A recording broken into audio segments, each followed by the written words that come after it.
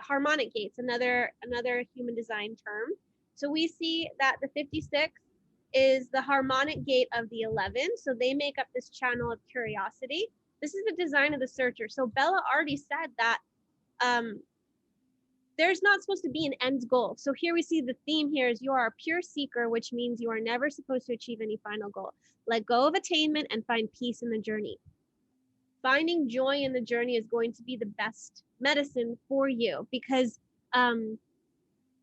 that seeker energy inside of you is never going to go away. So even when you attain a goal, you're going to look for something else. So just knowing that you're always like on this journey, it's like the globe trotter or the vagabond. It's just always going to be traveling. It's always going to be, what's the next thing? Because as we'll learn later, it's part of a circuitry that's about experience, and it's using the senses to kind of have these experiences and then understand like, oh, what's the medicine here? What's happening here? Why did I go through this? Or what can I share with the collective?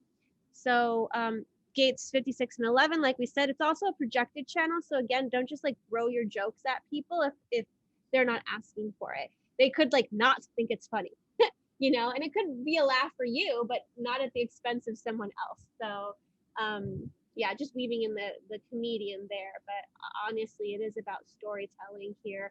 And it's not afraid to go into the darkness. It's not afraid to make light of even the darkest things. Like it could make a joke about suicide. And we all know that suicide can be this really serious thing, but the 56 will make a joke about it to lighten it up, to bring that to light.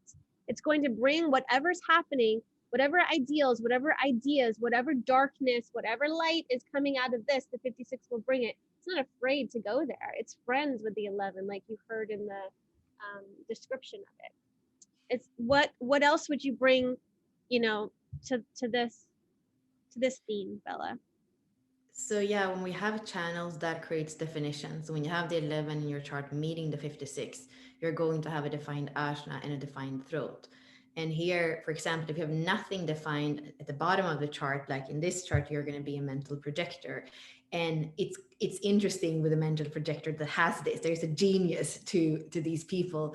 It's what I believe.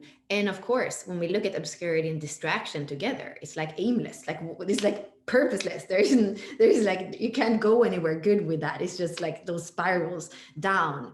And then what I feel when we speak about entertainment in the gift frequency for the whole channel, like I would say what you were saying, Ashley, there is something with the 11 that does. It's not that it's always bad to go to the underworld with the obscurity. There are things, there are archetypes there that we can really learn from. So I would say it's entertainment, and at the same time it's not afraid to take sometimes those like scary examples that actually will make us learn something, will make us feel something. So to have a very wide range of possibilities of like everything can be seen. There's everything can be seen, everything can be used in order to learn more. And that's the idealism of the 11 as well. It's like it is dreaming of a better world, and it knows that we need to look at the good, at the bad, at everything. So that's what I feel. That's why I wouldn't maybe not have chosen entertainment for the gift frequency.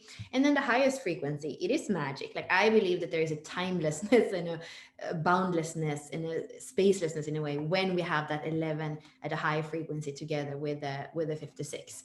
It's like, you're watching the play and you don't realize that there's another reality. Like, I don't know, there could be a movie, if you have, sometimes if you have a movie or a play, it just feels like that's the reality. And then the curtains go up and you're like, whoa, wait, what day is it? Who am I? Like, what's going on?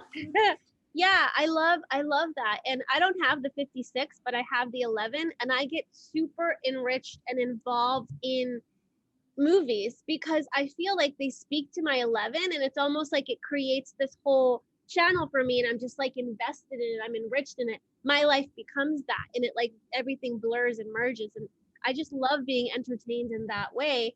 Even if I don't agree with it, even if it's like super shocking, I'm like, oh, okay, here we go, and it sometimes it takes me a little bit to shake off what journey they just took me on. So I really, really appreciate a good story and a good build up and sequence of events. And I love getting into the senses and just pretending I'm like engulfed in that. I have a question, because this did come out on our pod community call. We were talking about the 56. We were talking about Robin Williams, who's a famous comedian. He has the 56 as his life's work and the 60 as his evolution. And he has the 56 in an open throat. And so if you have the 56 in an open throat, how does that get expressed? Or what's the flavor here when it doesn't have that, definition? And my question would be, whose movie are you the actor in? Because we know that when you have an open throat, you're seeking attention or approval.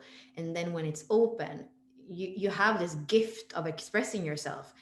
And when it's open, it can be influenced by others. So it might be you love a certain form of art, but somebody else wants you to play in their movie or in their script.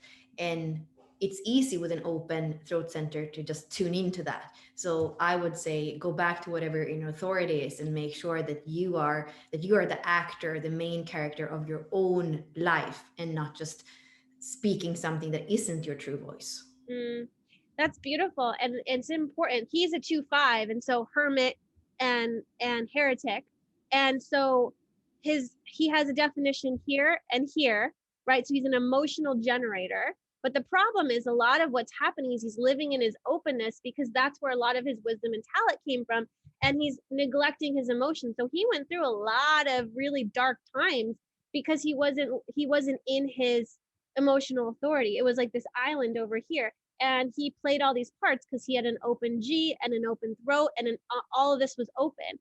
And so he was able to just hop in this other suit and be like, I'm going to be I'm going to be the genie from Aladdin. I'm going to be Patch from Patch Adams. I'm going to be all this. And so it's like you were saying, don't lose sight of like who you actually are and that inner authority, because you can get swept away, and through that distraction of who you are for someone else, you forget who you're supposed to be for yourself. And a lot of the enrichment comes from like using yourself as that vessel to the divine. It's like, I'm so intoxicated by my essence, and like coming back to yourself and coming back to the divine through that. And so I feel like he kind of lost that. And that's ultimately, I'm not saying that's what led to his suicide, but definitely he was dealing with his own demons. And yeah, so it makes a lot of sense what you're saying.